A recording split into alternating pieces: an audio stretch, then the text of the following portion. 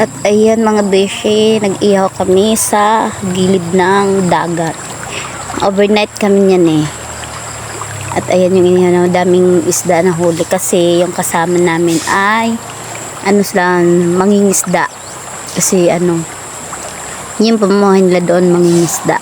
At ayan dinalhan nila kami ng isda. Ayan ang sarap-sarap dyan kasi ang lamig-lamig. Ayan yung mga kasama namin. Ayan.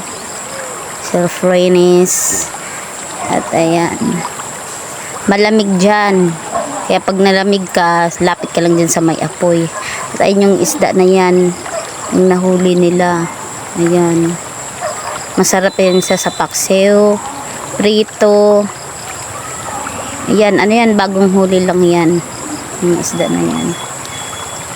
At ayan, tinitusok na ni sino yung, kalimutan ko yung pangalan, bata na yan. Basta kasama namin yan. Ayan.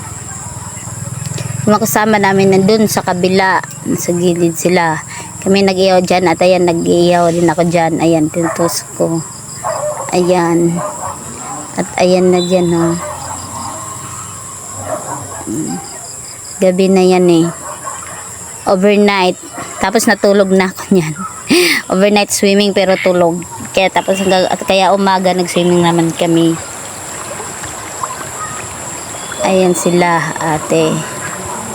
Ayan, mga kasama ko. Hi! Say hi! Diyan, nakahiga sila sa may buhangin, may banig. Ayan, at nagkainan na nga. At ayan, kain na tayo.